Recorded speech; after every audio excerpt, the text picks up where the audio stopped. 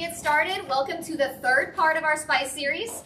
Tonight we'll be covering sugar and spice, so we're going to talk about baking. Next week will be Super Bowl sides, and the final week we'll do smoking and grilling. If you did not sign up for your raffle ticket on the way in, don't forget to do that on the way out. We do have these 5 boxes we'll be giving away at the end of the smoking and grilling one.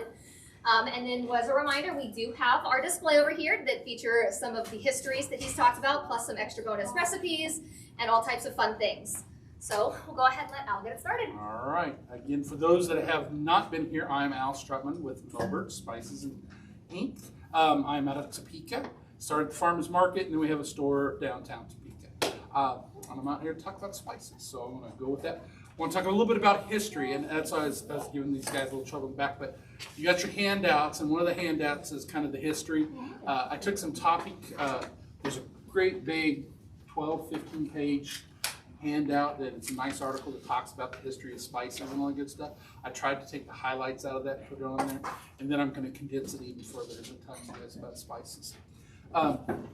First thing, what do you think spices were used for originally? Were they for food? Preservation, probably. Meat preservation and mummification. Oh. So, the Egyptians were the big ones with cloves and all these good things to make things very fragrant and to preserve the king's organs or pharaoh's organs and all that good stuff.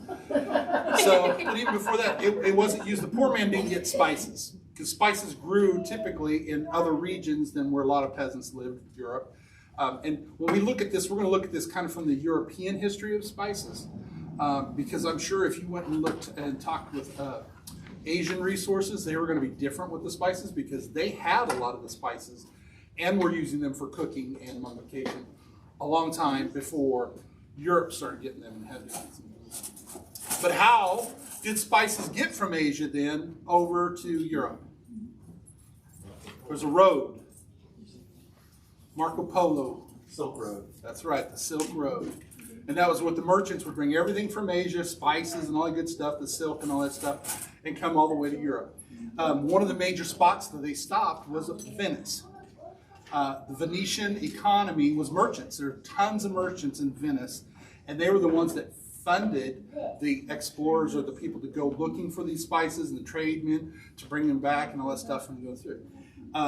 Well, the way to China from Italy is going through a lot of Arabic states and Islam, the Muslim states, and everything like this. And the Arab traders, for the time and everything, would every time it handed from someplace on the very far west or east going west, or west going east, I guess west going east, every time it traded hands, they got more expensive, right? Because you're so-and-so pays so much, and the next guy pays a little more and all that. So by the time it got to Venice, they're pretty expensive. By the time the Europeans are paying for them, the kings and queens of England, Spain, all those places, they're like, wow, these spices are expensive. And it was only the royal people that were getting those spices. It wasn't the poor. One of those spices, though, that kept coming was cloves and nutmeg. Things like that. Cloves and nutmeg, or if you read in the thing, is that they were supposed to help cure the bubonic plague. They cured all these different things. Well, not so much cured them as they helped with some of that stuff, right? But cloves, even today, cloves have an antiseptic value to them. Like you can use them to numb a tooth. You got a sore tooth or something, you get a clove, put it on there, and then it will numb your tooth. So there's numbing effects to that. Another one that does that is Szechuan peppercorns. You ever heard of Szechuan peppercorns? They're in a few recipes, usually Asian cooking, from the region of Szechuan is where they came from. They're called peppercorns, but they're not even peppercorns. They're rosebuds. But they use them like peppers, so they call them peppercorns. Just a weird little oddity to throw out there for you. All right, so here's the Silk Road, and it's going along with trade, and everybody's doing this. Europe and Portugal and these guys, once their ships got big enough and they've done a lot of sailing and stuff, they're like, you know what? We're going to circumvent this whole Venice thing. We're going to go find the sources for this stuff. We want to find India, because they knew a lot of this stuff was coming from India, and China, all right? Well, first they had to figure out how to get there, because you can't get there unless you go down across Cape Horn of Africa. Well, what do you know? Finally, they get around the Horn. Spain in the 1400s, like early 1500s, sent out Columbus. He went west. Da Gama and some of these west and south and east and everything, but they sent them all out in different directions, trying to get a direct route to India, is what they were trying to do, to circumvent the Venetian market, all right, because they wanted to pay less for the stuff. So Columbus, what's he do? He goes out, what's he find? America, or the Americas, sees the natives, calls them Indians because they're brown skinned, takes them back, and then he also takes back chili peppers, and then he calls them red chilies, and he calls them red pepper. So he calls them pepper to be like the pepper he was supposed to find in India, which is pepper nigem, totally different. But anyway, he takes it back. He's also claimed to have brought cocoa. And we were talking about this earlier. Well, if you look in your history books, there's 3 different ways they said we got cocoa to Europe. And one says it was Columbus raided a ship, took their inventory, and they had cocoa beans on it. So he took them back to King Ferdinand. The other one says, nope. Da Gama came down. He was down below. He was doing stuff down Spain, for Spain, and he brought back that. And the other one says, nope, it was the monks that went over there from Spain and brought them back to the king. Who knows? You know, we could have been whatever and do this stuff. So anyway, they got back to Europe, and they got to cocoa, and they're like, oh my gosh, this is wonderful. But I'm skipping ahead on cocoa. But so your spices were driving the economy. Portugal was one of the very big ones. Portugal was, they got around the Cape, they went down there, and they sent tons of ships, and they started raiding into the Indies and getting into these islands and making deals with the natives to get cloves and cinnamon and nutmeg and mace. All right. Well, Spain says, hey, baloney, we're going to go get some. So they go down there. Well, they have to deal with these guys, and some of them would trade with them, some wouldn't. Some were like Venice. Venice made a trade pact with the Muslims that saying they wouldn't trade with anybody else. That's why Venice had the stranglehold on that. Venice's economy was run by spices, by the profits off of spices. So these other countries that are wanting that, that's why they're sending these guys out there to go find spices and bring them back. Nathan's Nutmeg is a book. I've told this that they got an e-form. You can get it here and stuff to get it to take home or get it at home. But it's an interesting because it talks about these, and especially nutmeg. Nutmeg is how we ended up with the island in Manhattan. But you're going to have to read about that. I'll tell you about that history. So all these guys are going down, and they're looking for the Spice Islands. They're battling out. They're fighting and all this stuff. And it's the beginning of the age of exploration. We talk of history. It talks about the age of exploration. I was telling you about everything going across the Silk Road and going through the Islamic states. Well, you got Islam and you got Christianity. Well, what starts happening? You got the Crusades start happening. You've got the Pope going, oh my gosh, I got my Christian countries over here, and they're all exploring, and they're starting to fight over these places with these spices. So I got to sign this treaty, and there's the name of the treaties in there. I'm not looking at it to tell you what it is. But he basically said, Spain, you can have everything to the west. Portugal, you get everything to the east. Have fun, because they were the 2 big ones at the first time. But you still got France and you got England still out there sending ships around doing things too. So they're pirating and doing all this stuff under the Pope's nose and all this good stuff. But it was more of a Christianity thing against the Islamic traders. Was a lot of what was going on driving this and trying to drive their costs down, which is kind of interesting. That's what I say. If you heard from the Islamic history of spices will be different than a Christian or what's going on over here. So anyway, all these spices start coming back. These sailors, 90% of them didn't make it back. They got killed by natives. They got killed by pirates stealing their stuff. Because if you made it all the way to where the Run Island is, and the Banda Islands where nutmeg's the only place, you come back with that load, you're going to be a millionaire. So the survivors, the ships would leave with 300-400 people, and they return with 20 or 30. People dying off from scurvy and all that other good stuff in Pirates, Texas. So the history is a bloody, deathly little thing on spices and getting them all to us. Thank heavens today we got the commerce with you, and you don't have the ships and all that good stuff. All right? So that's a long-winded story of economies drove the search for those. And the demand for, we want spices to do preserving meat. Didn't have refrigeration. We talked about mummification, but preserving meat. Same thing. If you're a peasant, you don't get that much meat. If you get it, you're going to eat it as long as you can. So you want to preserve it and do those things. So then you find out what you put on some of it. So your barbecue guys, you always hear about salt and pepper for sure. Well, what does salt and pepper do real well? Preserve meat. Pink salt. You ever heard pink salt? No. Pink salt is what they call curing salt. And it's pink. There's Himalayan pink salt. Yeah, we've had it out before. Yeah. And it's pink. So people come into my store and go, is that pink salt? Well, yeah, it's pink salt, but it's not a curing salt. because it's sodium, not sodium nitrite. Sodium nitrite is curing salt because when it goes from nitrite to nitrate, it has a chemical process which then preserves the meat. There's, I think 1 and 2, one's a higher concentration, whether you're going to do a bacon or if you're going to do a ham, how long it's going to be and all that good stuff. Whole other class, whole other story. But that salt was found in Ireland. The sodium nitrate, that's where it came from. And the English soldiers, or the English sailors, they couldn't go that far because they didn't have that much meat. When you try to cross the ocean, you said they get to go west, the England's wanted to go west, they lost a lot of people just starving. Anything went rotten in the trip and everything. They had to, so what are you going to do? So jerky and all that other kind of stuff, after they found this out in Ireland, that this stuff was doing that, was great. Another part of history, which is for another thing, is that's how the Irish, England took over Ireland, drove all the cattle farms off and everything. Only English cattle was available. So the Irish had their pork, but they had this nitrite, so they were making bacon. And that's what this goes on these ships. We're talking about the bacon. That's the English were going, what's this bacon stuff and everything? They said, well, hell, that stuff stays good for a long time. We want to get into that. So then you get corned beef. What's coming up? St. Patty's Day. Anyway, I've got a class going on back at Topeka for making corned beef and everything, talking about that. But that's one of the uses of the salts and all the other good things. Questions or comments, concerns? Otherwise, I'm going to talk real quick what we're passing out. Yep, We've go got ahead, lots of treats for you today. We've got chocolate chip cookies with a ghost pepper sea salt, blueberry crumble, it's got a chai blend in it, and then brownies with blood orange olive oil and Vietnamese cinnamon. The chocolate chip cookies, the ghost pepper, don't let it scare you. It's not spicy. All right. Side note on history. How many of you have heard of grains of paradise? So if you haven't heard it, you probably haven't used it, have you? After you get done with all that good stuff, we'll pass these out. I want you to taste it if you want to.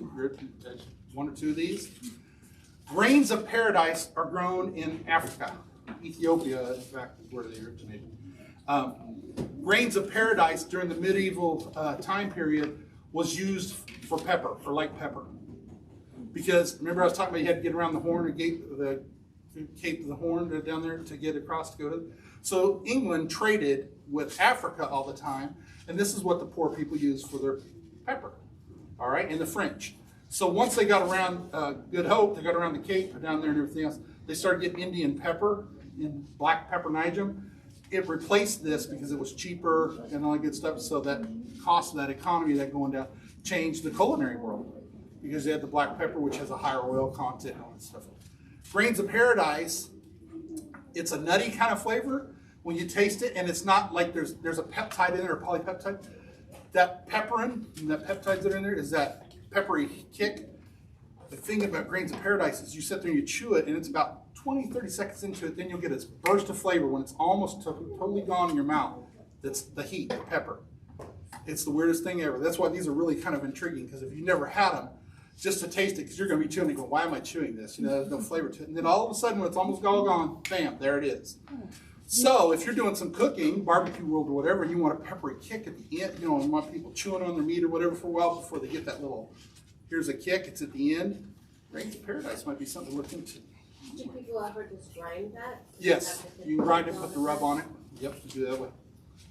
But that's why it's one of those interesting things to chew on it, because you're going to go, there's nothing to this. It's almost gone. It's like, oh, there's tons of flavor. It's like, wow, really weird. 660. So, any other question or any questions about history-wise and everything? Because every spice has a different history. The nutmeg and cloves drove a lot of bloody conflict, and they were very valued just because of the preservation of meat and how they were really into that. But you do find nutmeg now more into your baking. When you talk about the baking and stuff like that, didn't start out for baking, started out for the meats. But everything has its flavor attributes. So when you talk baking and putting those flavors into those things, a lot of this stuff, it came throughout time and experimentation and all that stuff. And I always encourage everybody, you don't always have to follow the recipe. Be a little adventurous to your flavor profiles and try using stuff. Apple pie spice, pumpkin pie spice, you hear that about making pies and everything. Chinese 5 spice is just different things. You can put that in there and still have a great tasting pie or bread or whatever. All these different spice blends, you just kind of got to look at what they're blending in there, and if you like those flavor profiles, you can switch them out, and you will find you might actually like it better. All right, now sugars. How many of you have flavored sugars at home? Well, I guess kind of look at what you got to go shop to find it. You probably got Walmart, the supermarket, and stuff. So, flavored sugars typically are cane sugars, so it's just pure cane sugars. You can either add something to a sugar, like the garlic salt question. Is that gal here? That's garlic. Okay, garlic salt and stuff is like. Well, garlic salt is salt with garlic granules added to it. Okay, typically. But if you take the garlic oil, the essential oil of garlic, and you got it blended into the bigger grains, and you let it turn to a slurry, it would be into the salt, all right? But it's not going to have the same oil content because it's going to be absorbed into the salt, right? And if I fried or cooked with that, it's going to lose the oil faster than it is if it's just the pure oil. You know what I mean? If you used garlic and salt separately, you're going to have more garlic flavor with the garlic than you are garlic salt, unless you finish with it. And that's why I tell people, if you use something that's infused, finishing with it is the best thing to do with it. So baking, when we talk baking with these sugars, you can bake with them. They're going to have some of the flavor, but if you use them more as a finishing spice, it's going to be a lot more pronounced and more strong. You do that. You got the blueberry crumble you're on? Was that in and then finished? Did you put blueberry sugar in it as you made it and then finish it? There was no blueberry sugar in the rest Okay. of it. So you do not, okay. The chai spice. Okay, the chai spice. Okay, yes. And taste the chai spice. Chai is good with them. And I'm sorry, that's like my brother-in-law made the blueberry crumble with the blueberry sugar, and the same thing. He goes, I put it on the inside, and it wasn't pronounced, but then when I put it on that outside of that, everybody went bonkers because it hit your taste buds, and it's just stronger. So with that blueberry, was the chai spice cooked in the recipe? They put the chai in. Yeah. In the blueberry, okay. Yes. Yeah. And that was just a regular recipe or the recipe that you have and do that. Yes, dear. Could you tell us how else to use nutmeg? Mine gets old in the cupboard because I only use it Christmas time to put on. Whole form, buy a whole nutmeg and get you a microplaner. And every time you use it, use a microplaner and do it fresh. It will knock your socks off. If you've only used that little, it's a huge percentage of people, if you ask them to go look in their spice thing, they'll go and they'll have nutmeg, but they'll have that little itty bitty one that they got 20 or 30 years ago because they only use it at Christmas. And I'll guarantee it doesn't have any oil. I mean, you might as well use pencil shavings, to tell you the truth, because you lost all the oil, and it's nice and woodsy because it's a nut, you know what I mean? But it's not fresh nutmeg. You use fresh nutmeg, you're like, oh my, I didn't know nutmeg was so good. And it's honestly, it's one of the easiest impacts I could tell you to go out with the spices that you make a difference in. Buy your stuff whole and grind it when you need it. Tons more flavor. The other thing is heat your spices first. In Indian cooking, they use the tandooris and they put spices and then their proteins. American cooking, we put meats and proteins in and then we spice it. Well, when they heat up those spices, they're getting the oils out, and the oils have a chance to blend a little bit. It's like, why do things taste better the next day? Because things have a chance to blend and do that kind of stuff. You'll find this, take some recipe of something you do right now that you put spices on. Try it and you won't believe the difference in the taste. And it's not like you added anything different. All you did was cook or warm the spices. Don't make it till they smoke, just till they smell aromatic. Because all you're trying to do is get the aromatic, which is the oils, coming out and doing this stuff. But you'll try it and you'll be going, that is such a different flavor than it was before. And it's just common science kind of stuff that we never learned. We just did our cooking the way we've always done it. So like these cookies, and you add the ghost pepper. On the outside, Before you bake them or after? yes, before you bake them. You can do them after if you want, but they'll be, the beauty of doing them before you bake them, they're still hot and they get your tongue excited. And that's what you want, is that heat that it's got to get your tongue excited so the chocolate's more amplified. If you put it on afterwards, it's going to be hot, you know what I mean? Because it isn't diffused at all. And it's going to get you hot, but it's also going to be distracting too, because it's going to be so hot that it's going to overpower the chocolate. So is that ghost pepper sugar? Salt. Or salt? That's salt. But salt and sugar are used quite a bit at the end for finishing. You know, you're gonna see what's good. Salt's gonna hit your tongue first, so it gets your taste buds excited. So your salt, you gotta think about salt. Salt's gonna help you amplify the other flavors. Salt should not be the pronounced flavor. It should be helping amplify the other things. Sugar is going to be the flavor of the sugar and the sweetness. You're adding sweetness, and it comes on in the back of your throat and goes forward, and it comes a little bit later. It's a little bit more delayed. So if you want deep flavors and stuff, you put sugar. Salt's kind of the up front, and then it's going to go, the heat's going to go away, but even the flavor, it's more about the salt getting your taste buds excited. Okay? Any other questions? All right. So sugars, and the salts, there's the grains of the salt. It's flake sea salt, and we talked about this one the class before, is that flake sea salt hits your tongue, hits more of your taste buds, but it's a thinner piece of sodium. So it's actually less sodium, but it tastes stronger. If that makes any sense, because you're just hitting more surface area. So flake sea salts are perfect for finishing, because that's what you're doing. I don't want a lot of salt, I just want to get my taste buds going. So that's where that flaked is really good. If I'm baking with it or stuff, I don't want to use flaked. It's a little more expensive typically. I want to use the whole stuff in there and mix it in with my product. All right, so flavored sugars. There's the hot. We talked about the hot habanero and all that good stuff. It's kind of good to get your attention, get you going to heat. Espresso. It's a coffee sugar, right? I don't know how many of you guys do rubs for your meats, or your barbecuing or grilling and all that good stuff. Barbecue rub typically is garlic and onion, salt, pepper, maybe sugar. If you want to put the sugar in, it's usually brown sugar, and it's regular salt. If you use espresso sugar, that coffee flavor, it's actually more chocolatey than it is coffee, I think, the espresso. But that takes a whole new twist opposed to using brown sugar or regular sugar. Gives you a different flavor profile. The salt, the same thing with the salt. I make the Al's Top Shelf. We talked this in the first season. I named it Al's Top Shelf because everybody told me, you need a espresso barbecue rub or coffee barbecue rub. I don't like coffee, so that's why I've never made one. I like the smell of coffee. I grew up with coffee drinkers, but just never liked the flavor.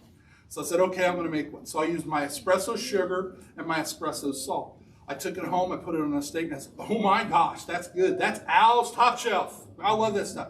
I said, hey, everybody, I got to do steak rub. 3 months down the road, one of my regulars comes in and he goes, steak rub, hell. He goes, put that on pork butt. You put it on pork butt, it makes a wonderful bark, and it's got great flavor. So I've learned over the years, don't try to say that a flavor profile or something is only for one thing. It's a flavor profile. If you like that flavor profile, you'll try it on anything. Popcorn is a perfect example. I have tons of people come in. You know what that's good on when I make something? And I go, what? And they'll go, popcorn. Well, I have not designed any of my spice blends to be for popcorn. They were all for some other type of protein. But it makes sense because that's the flavor you like. I put a neutral base popcorn out there and throw it on there. Bam, there you go. Love it. Questions, concerns? So baking, same sort of thing. Baking is a science. So I say experiment with what you're doing. When it comes to proportions and everything, though, if you're baking with these things, don't mess with the proportions, just what kind of sugars and salts and things is what I'm saying. Because you're going to get a different flavor profile from the flavors that are in there. But if you start jacking with those proportions, you will definitely run into a disaster. You got to know what you're doing with that. Cinnamon sugar. On one of the flyers, I put some of the uses of different sugars, I do believe, that's on there. Cinnamon sugar. Cinnamon you can put on the toast in the morning, all that good kind of stuff. I've got up here maple syrup granules. They dehydrate almost everything there. So if you get something in powdered form, why would I want something in powdered form versus liquid? Stays longer. That's true. More concentrated, because they're basically taking the moisture out. Mm-hmm. Plus, liquid runs. So if you're in the barbecue world and you want to put butter on ribs or something like that, you put it on there, it all runs off, unless you put it in a nice wrap up in aluminum foil and all that good stuff. But a rub or something, if I put the butter, powdered butter, it's going to stick wherever I put it. Plus, the molecular size is the same size of the grains of the other stuff, so it gets on there more consistently and do that. If you do for Christmas time, a lot of times you make the little mixes for people.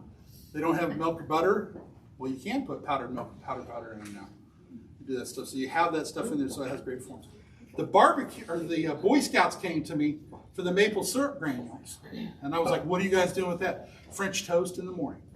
And when you go camping, you don't want to take liquid form with you, it takes dry form, so you take it and put it on good stuff. So I was like, there you go. Maple syrup granules. All these things, they're just dehydrated, where you got dehydrated honey. I got honey granules, I think, up here. There's powdered honey, honey granules, same thing. You just find what consistency, what you want to use it for. Popcorn, another good example. I want to throw powder on it. I have to be sugar. You want to put some honey on it? Put some honey on it.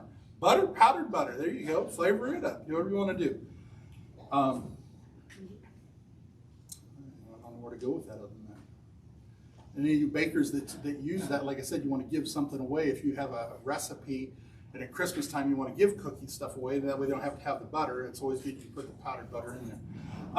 How much of that do you normally do? It's at least the concentration of it. You typically find 1/3. You know, if I only have to use 1/3 of much, I've concentrated whatever because the liquid's all been taken out of it. Questions? All right. So one of those flyers talks a little bit of history on vanilla. Okay, I'm talking about vanilla. I'm going to start these going. All right. Vanilla originated in Mexico and the Southern Americans. Right? So I was telling you about all these, the trade and how the chips were going to all these different countries and stuff, and just like nutmeg and things like that. Well, they got smart and said, hey, you know what? I don't want to run all the way to Run Island in the bandas to get nutmeg. I want to try to take that and plant it somewhere else. Once they started doing that in the country, then they started having supplies there, but it also changed the flavor of the nutmegs too. Same thing with vanilla beans. Vanilla beans, what's really interesting, originating in Mexico, all these guys were coming over to Mexico and they're buying vanilla, and they're out there and they catch them out there stealing plants and everything. And they're like, oh, okay, fine. They take the plants and they go plant them in these tropical zones, and they grow really good. And the thing that tells you about the vanilla bean, that plant flowers for one day, and then it turns into the bean pods. It starts going to the bean pods, right? So you got to hit that day to pollinate it to make it do a thing. Well, all these plants were growing, but they weren't turning into vanilla beans. All these different countries, they weren't having any success. They're like, what in the heck is going on, man? We're putting out all these places, growing conditions are better and everything. Well, the interesting note is in there, the bees in Mexico are very small. The native bees to all these other countries were very big. They couldn't pollinate the flower. So once they discovered that that was the deal, now they use little sticks and they go out and they use it and they pollinate, self-pollinate all these plants. So that's where you got the different varieties of vanilla beans. So Mexican vanilla, which we kind of grew up with and everything, you know, this is all relatively recently that they started doing this with all these vanilla beans. We'd always had Mexican vanilla. Very good, very intense, very strong, but not fruity, per se fruity or floral. I'm going to pass these around and you look at the descriptors on that one hand and it talks about how some are fruity, some are floral, some are fruity and floral, blah, blah, blah, blah, blah. And some got bigger, and they got bigger caviar. The caviar is the little itty-bitty bean inside that pod. Each one of these is a pod, and then there's the beans inside, which are caviar, okay? And I'm going to tell you a little bit about how to use these, but I'm going to start these off. Can you be trusted? No. Pull the cork out. Oh. Well, should we start them out in different places or one and let them go all the way down through? That'd be better to Do go that. down Take a one. couple back here and Use the start. variety. But I want you to smell the lovely smell of those. Please don't lick them or anything. The next person you. But, so, how many of you use vanilla beans at home now?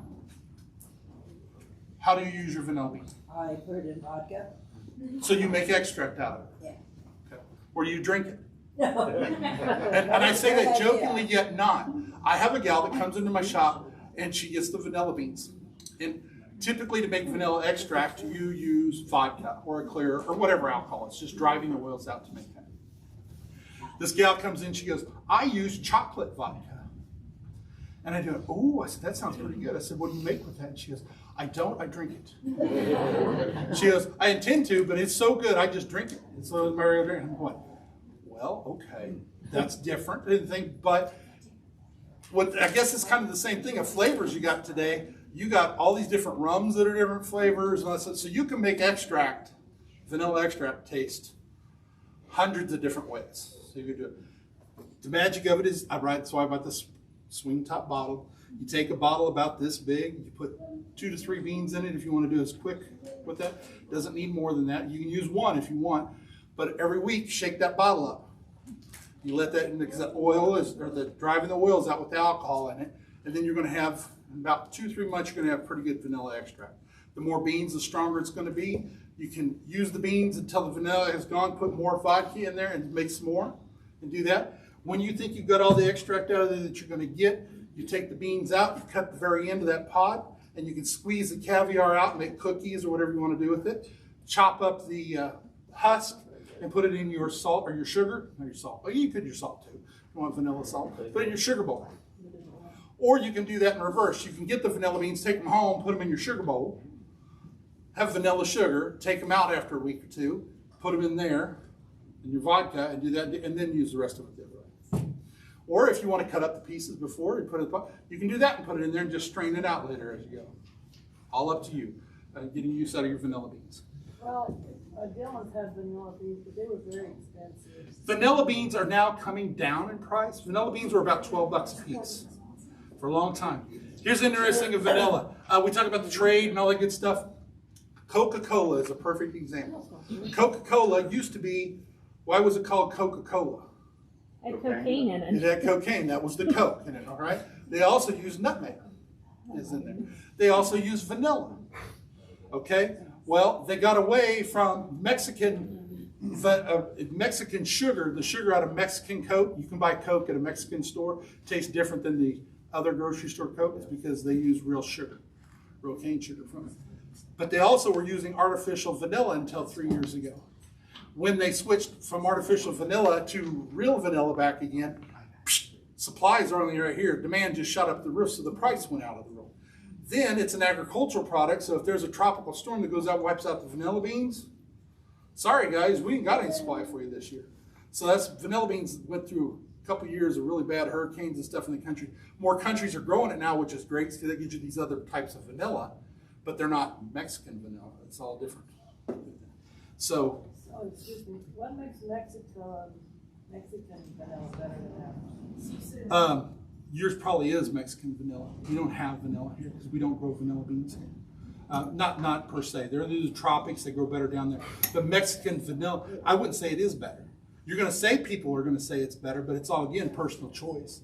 And you also got to look at what's in your vanilla extract because a lot of them isn't vanilla. They didn't use it. They can use tree. There's something in growing trees, some pectin or something they can take out and make imitation vanilla. So unless it says true vanilla on there or whatever, it may not be from a vanilla bean. So if you go to, like we have a farmer's market in Topeka that has a Mexican vendor or family from Mexico. They have big old jugs of Mexican vanilla extract. That stuff's good. I mean, and it comes there and it's all pure extract. But you don't find that typically in the stores we got. So that's one thing about vanilla, and you can watch out for those. How many of you made extract before? Those beans, it's easy to make. How many of you use vanilla? Okay, so you're going to the store and you're buying that little brown bottle typically. Like I said, just read that instructions on there and see what it's saying, ingredients and where it's from, what it's doing. You know, it'll tell you if it's real vanilla or say real imitation or something to that effect. But making it is simple. But the beans, back to the beans and you know, Mexican with it, they have flavor. That's why I wanted to pass around and smell. They have different taste. They all taste vanilla-ish, but some, like the Madagascar ones, they are truly, they're twice as big usually and very plump and juicy and tons of flavor. And they're actually probably the best vanilla bean for baking and doing stuff you want flavor. But they're growing those, that same planifolio or whatever type of bean is grown in several different islands that are in different countries. So they're all getting all these different ones that they're all just divine. Tahitian beans are wonderful. They're all just taste a little bit different, but they're all good beans. But I buy those beans you see there are grade A beans. You know what makes a grade A bean? 6 inches or longer, not broken, and all the other good stuff. If you're baking and performances and this stuff, This is going to be premium primo stuff. So these are more expensive than grade B beans. It's hurting my business by telling you this since I don't sell grade B beans. But if I'm making vanilla extract, what do you care what that bean looks like? You don't. You're just trying to drive the oils out of it. Go online. This is where it gets you out of having to go to the grocery store and Walmart. Go online, buy grade B beans. And in fact, get together with your girlfriends and stuff, say, let's make some vanilla extract and buy a pound of the damn things. And you can make tons of extract for everybody, and it's really cheap. Okay? That's grade B beans. Don't buy grade B beans. If I buy an individual bean right now, these are $8 and $9 a piece. You buy 6 beans, they might be $4 a piece. So they drop drastically the more you buy. Okay? It's just supply and demand and all that good stuff. So if you're out here, buy a lot of beans, make a lot of stuff, or have a lot of friends, or just buy a lot of beans and bake like crazy. Down in the southern part of the United States, you cross the border and you go into Mexico and you get, we get these teeny little bottles of vanilla. Yeah, they got jugs. Yep. How good does that It's usually just fun. last forever?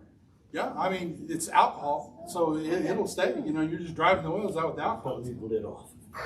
Yeah, don't leave the lid off. It dries up, then reconstituting it might be a little bit harder. When you say put your beans in vodka, does it matter what kind of vodka you use? Should you use high? It's whatever alcohol, because it's going to drive it out, but it's also going to give it that, drive the oils out, but it's going to give it that flavor. A lot of people use rum. They like that rum, and they like that flavor, and they do the things, so they'll use rum. I like it. It's very flavorful, and it's vanilla. So, you might not, if you got little grandkids or something and everything, you might not want to rum them up. You might want to, because that vodka is more very neutral. So that's why vodka is typically used, because you're getting truly much more of the vanilla bean flavor than any of the alcohol. But like I said, they put all this stuff in the alcohol now, so now you're getting whatever varietals you want to go. How long did you say it takes usually? Usually a couple months to get it good and strong, get the most oil out of it. Depends on how many beans you put in there too. I have people that'll put 1 bean in there, and I'm like, well, you're putting 1 bean, it's going to take it a while to drive all the oil out. When you got 3 beans in there, I can get probably 3 uses out of it as far as filling it up with vodka and empty that out again and put more vodka in. Third one's going to be a little weak and take longer, but How do you know how much to put in to make? just so it covers it. Just so to, Yep, covers the. so if I want to make my own vanilla crown. Seriously, you find one of those beans you like that flavor of, it'd be damn good. You'd be going, everybody be coming to your house, drinking all your crowns, but guard it with your life. Just a side note, down in Mexico, Mexican beans, same thing. The farmer's life is never easy, right? Well, the Mexican farmers for these, they store their beans in these vaults, what they call vaults, and they're actually just holes in the hillside. And there's a town down there in Mexico where they harvest all the beans. To make a bean takes about 4 months, 4 to 6 months. Because they harvest it and then they dry it out in the sun. They wrap them up in these towels. And there's a town down there in Mexico where they have the festival when they normally do this. And they talk about you come over the valley, the top of the, and all you smell is vanilla. And I'm like, I want to go there so bad. But all these poor farmers, because they're all growing these and they put them in their vaults. The drug cartels, that's like gold too, start stealing the beans and selling them. So now the poor farmers got to deal with that. Great stuff. Time-wise? Okay. What haven't I talked about we want to talk about? You want to talk about? I can talk about anything. Not politics. Yes. I don't have a bunch of girlfriends, so can you freeze if you got bulk vanilla beans? Would freezing them preserve them? You can, yes. I would make sure that's airtight. You do it. One thing about vanilla beans, and it might say it there in the flyer and the thing, it'll get some of them. They naturally get a white crystal that'll develop on them if you keep them for a while. But they also can get a fungus, right? So if they get a fungus, there's a big difference between the fungus and the crystal. The crystals is great. The crystals is an actual chemical reaction that's driving more sweet than the other stuff that's in there. Those are great and that's fine. You can use those, not a problem. Fungus, you got to wipe that off and get rid of it. Yeah, but anything that has an oil like that, it will go rancid on you. If you keep them long enough, right? I mean, I wouldn't buy a pound of them and try to keep some for years. Let's just put it that way. If I'm going to use it within 3 to 6 months, yeah, you can do it and do it, but I wouldn't long All these darn things. A lot of extra. There's about, and when you buy a pound of beans, depending on which style, what size bean, it could be 120 some to 240. So if you get like Mexican beans in there, if they're a little small, you get like 200 and some beans. You buy big Madagascar beans, you're gonna get about 100, sometimes 96. You know, mine have ranged that from over the years of doing it. So just depends on the year and how much oil they have and how much moisture. So if you flavor the sugar, do you have to store the sugar in a different kind of way, or? It's just taking that oil out of there and putting it. So we've done it months of vanilla sugar, and it smells so good. So those brownies, what were in those brownies? The brownies have got blood orange olive oil, and then they've got Vietnamese cinnamon. And that is just a boxed Betty Crocker fudge chocolate brownie. And then it says it needs a half a thing of vegetable oil. We use a quarter cup of vegetable oil and a quarter cup of blood orange. You could even go a third a cup and then 2/3, or whatever end up with your half cup. But you still get a half. You don't vary from the half a cup of oil. It's just how much veggie to that. I use the blood orange as extract, basically. It's going to go in there and replace some of it. We put a lot in there. I would do like a third with that, but I put a lot in there just so you taste the orange really strong to make the impact. Say, oh yeah. So is the Vietnamese cinnamon, that's just a different flavor profile because it's grown in Vietnam? It's Vietnam, and it's that cassia cinnamon, and it has 6% oil as opposed to 3%. Okay. So that much stronger and wonderful. And you don't bake it out. When we talked about this beforehand, we talked about oils. If you put cinnamon, and same thing with sugars, I guess, with oils. If you put them early in the baking cycle, you're going to bake oils out the longer it is. So when we're talking about finishing, you're putting the flavor back in and doing that stuff. And if you use bigger crystals, if I use the fine sugar and something and everything, I'm going to bake that flavor out faster than if I use bigger cane sugar, which is the bigger granules. It will stay, the flavor will stay with it longer because it keeps the oils on.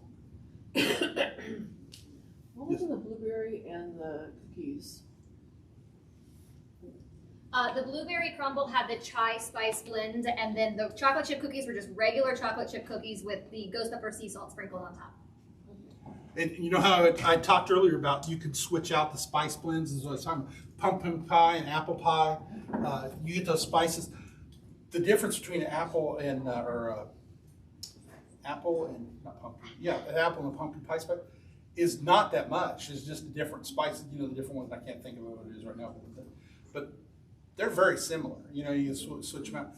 Same thing with using the chai, and it might have star anise and some of the others, but it's the warming spices. But like any of those recipes, you switch it out, it's like, oh my. And if you like that profile, a lot of people never had them. You know, if you never had it, it's like you don't know it, then you taste it sometime, you're like, dang, those are pretty darn good. It's like, well, yeah, start using it, and you'll find you'll put in a lot of different baking things. And you're going, breads, same thing with the breads. You start putting those in, it's just spices. You're just adding flavor profiles. Go to town with them. And the cookies, like you said, you can put it in the dough or you can put it on the top. But the heat, the thing with what we said like tonight, is you're trying to get that heat just to get the tongue going. So that's why you want it on the outside. You're not baking out the heat. You want it to go. If you put it in the inside, it's not going to be as hot when you do it, and it's just going to be saltier, and you don't want it that salty. You know, then you're mixing your proportions up, opposed to just putting a few grains on the ball itself. But breads, same thing with breads. I was going to say the same thing with the breads. If it calls for salt inside the bread, you can use the flavored salts to do that. But then the finishing on the top with the salts or sugars. What is the difference between garlic granules and garlic powder? Or is that the same thing? They're both garlic, they're just ground finer. So granules get ground finer into the powder, which is used for finishing. Don't use your powder to bake with because you're going to bake the oils right out. If the molecules are bigger, the granules are bigger than that, they're going to hold the oil longer, so they're better to use for either finishing if you want really strong garlic on top, or if you put it in later in the cook towards the end. And use minced, if you're making soups and stews and stuff, use that minced up first. Put it in there because then it's going to cook down and then all those oils get in there. Because then you can always taste it. I tell everybody, then you always taste it and say, it needs more garlic or onion. throw the finishing stuff on there. Then you put it in there. Because you could use all three forms, theoretically, if you're cooking. If you garlic is a perfect example. Some people like a little garlic. Some people love the stuff. You know, it's like, you got vampires or not? What are you doing? Questions, comments, concerns? You might tell me how to use my nutmeg. How to use it, or in what, or how to use it? Well, like I said, all I do is use it at Christmas, and that's on the shelf and gets old. It's actually good on beef if you put just a little bit, like a pinch, and you put it. If you do a rub or something, try a little bit of that on there. So mace is typically the mace comes from nutmeg. Nutmeg looks like, I call it a squirrel brain. It looks like a walnut. It looks like a brown walnut when it's got its husk on it. You break that husk off it. There's that seed inside of there with the cotyledon, and the cotyledon is the red, and it's black, and it's got this red thing. It looks evil. It looks like a squirrel brain. They take that red cotyledon part of that off, and they dry that out. That's mace, and then that seed dries to that brown color. But to your nutmeg, it looks like a walnut, basically. But that nutmeg, like you said, then you grate it and use that. Mace used to be used quite a bit in the meats, to flavor the meats and stuff. They go both ways. Mace is used more for desserts and stuff now. It's got almost an umami kind of flavor to it. And people go, umami. Well, yeah, umami's kind of weird because it's sweet and yet savory. It's kind of this weird in-between kind of thing. But you can find maces in some meats to put on the meats and stews and everything else. But you don't use very much, because if you use fresh, not that little thin bottle, use fresh, it's much stronger. And it can overpower. Now, you can, mace used to be real popular, or all the nutmeg and stuff, same thing, aphrodisiac qualities they said for it. Not that that's what you're going to use it for, but I'm just saying, that way it was used for that. So they put it in drinks. It's in quite a few drinks, different things. It goes with milk. You can do things. There's something called golden milk. If you all are into trying to eat healthy and do stuff, golden milk has turmeric, but you can put that in with your turmeric and stuff, and you heat that milk up and use soy milk or whatever you want to use to try to do ultra health. But that gets your turmeric in your diet. Turmeric is awesome for you. If you want to eat healthy and do stuff, get turmeric in your life. Turmeric is good for your cellular structure, it's good for your brain, your eyesight, your hair, anything and everything. Every spice out there you can go out and find a study on, and they'll tell you some healthy attribute or what it does. And also, if they're honest, they'll tell you if you ate too much of it, what it will do. Not good for you, but the amounts you'd have to consume, there ain't no way. It's like strapping a feed horse a big bale of hay and say, eat that today. It ain't gonna happen. But the attributes for the curcuminoids and the stuff that are in your turmeric are they're cell builders. They're wonderful. They're good for you. But turmeric is a ground root, so and it's not like turnip, but kind of like turnip. If you don't like turnip, It's like licorice, though. Kind of. It's not a good. Well, it depends. I like black licorice. A lot of people don't like black licorice. The turmeric's kind of the same thing. It's not one of those most pronounced strong. India has the lowest cases of Alzheimer's and dementia, and they link it to the fact that they eat curry all the time with the turmeric in it. It's part of their diet every day, and do this stuff, and it helps the elasticity of your brain cells. Keeps you from hardening of the arteries and all that other good stuff. So good stuff. But I will also tell you, unless you eat every day and eat some of it, you don't absorb. Everybody says, "Oh, I'm going to eat this and it's good." Well, how much do you really absorb? We all poop, unfortunately. That's because we don't absorb everything, right? So you think turmeric and stuff, when you're doing these little doses, you got to do it consistently over a lot of meals to make a difference. You see, and you will notice difference. So I have mail carriers that come in and get my turmeric just because they said help with joints, helps their arthritic joint stuff and everything. And they said they're just taking it in the middle with protein shakes, put it in their shakes and do the things. So they are absorbing, getting some of that.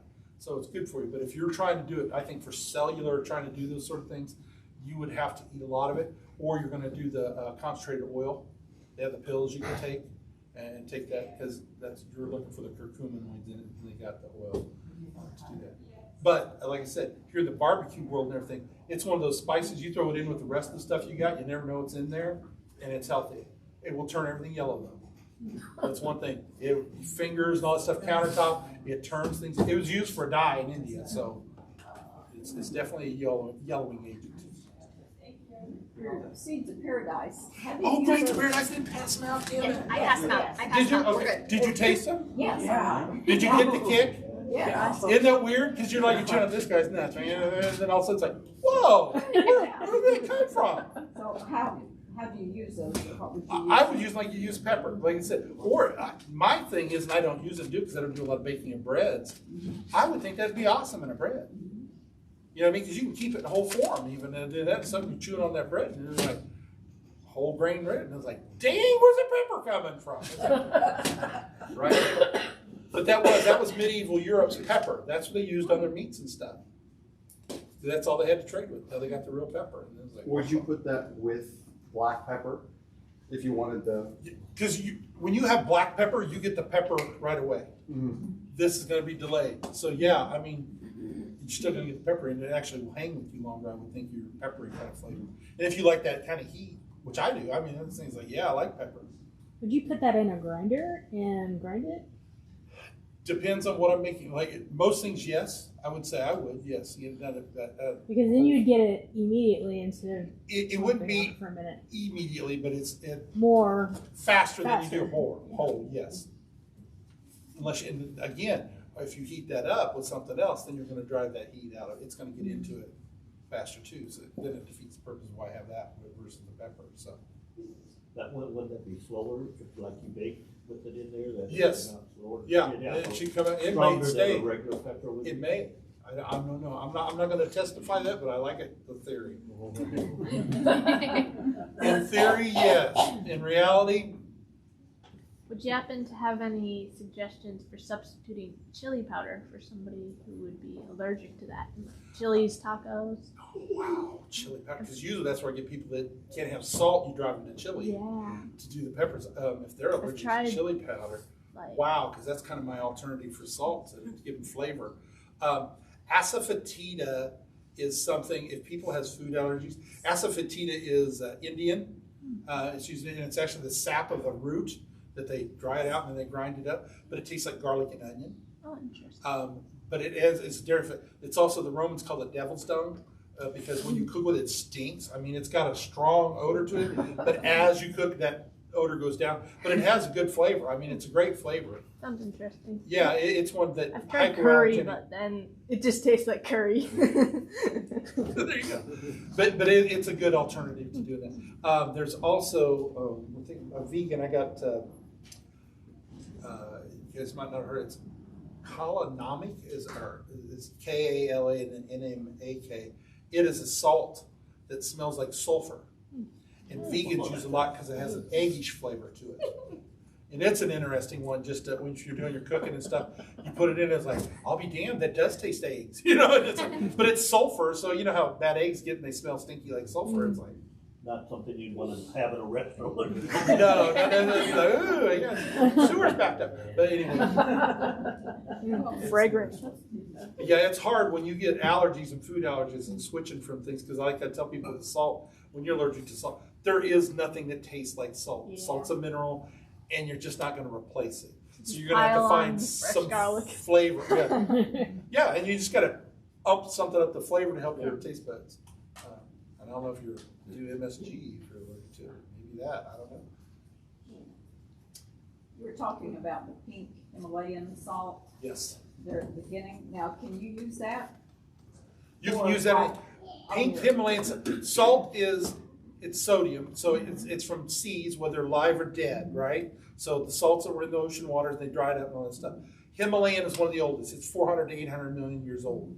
It's also got the most minerals. It's got 82 trace minerals in it. So it's loaded with flavor and things. It also has either positive or negative. I always get back, so I think it's positive ions, where most other salt has negative ions. And they credit that to, it was around before the flip of the poles on the earth, 400 million years ago, or whatever that was, so that it had different ions. So there is it's healthier for you, and it helps arthritis and all stuff. You see those lamps that are made out of it, and people burn it because of all this stuff. I can't attestify that. I'm not going to go there. But that's what they say. So it is accredited for being one of the healthiest sea salts. And I would say bunko, because salt is salt. So if you want to say healthy, It's not really healthy out of anything. You're supposed to have so much salt in your diet, yeah, but as far as like flavor, you know, it is someone that very likes good. Salt. If you like salt, you would probably love Himalayan sea salt. As far as all those minerals, give it tons of flavor. All the different salts come from different parts of the world with different flavors in them because of the different minerals and different countries. The Hawaiian black, I got the black and pink from that. The black is because it's near the lava bed, it's charcoal in it. So that's got, and it's got a charcoaly flavor. The red is because it's got seaweed and mud from the ocean floor that's in it, diluted, but it gives it flavor. It's a muted flavor. It's not. It's muted salt with a different flavor. But all the recipes call for that are for pork because they do luau's in Hawaii, right? So if that actually came from someplace that didn't have pork, there would be a different thing. Salt is salt. If a recipe calls from some type of salt, you can use another salt and you're going to be fine. It will change the flavor profile a little bit and all that stuff. Some people, if they have the right taste buds and everything, they can taste the different grain structures on different salts, suppose they hit you kind of differently, and pick up different flavors. I'm not that refined. I can't do that as well. But I do have burst. You do it? You need the burst. I need the burst. I don't need anything. But if you would grind like the Himalayan pink, like on your eggs or something. I have a lot of people that come in and buy strictly the Himalayan now because they love the flavor profile. Because it does have a lot of flavor. Yeah. Taste it. We do have some of that here. If you guys want to try that afterwards, we do have the salts up here that you just talked about. And the water fountain's right over there. Yeah, right over. Just a side note, the white truffle sea salt, which it's very expensive, but it's one white truffle sea salt. They tell everybody it's first experience. Everything comes to store at taste, right? So the white truffle comes in.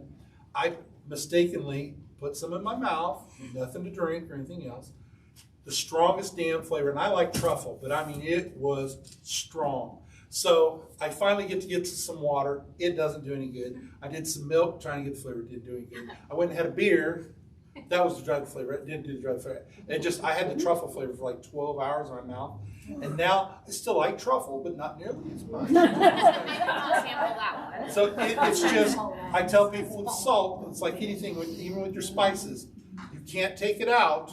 You can always put more in. Start out lightly and then build. A little bit, taste it for a little bit more. Questions, comments, or concerns? Well, I'm done. I sat down because my ankles bother me. That's all I got to say. We do have 2 samples today. We've got cinnamon sugar and then some of the ghost pepper sea salt to take home and try. And we also have the blueberry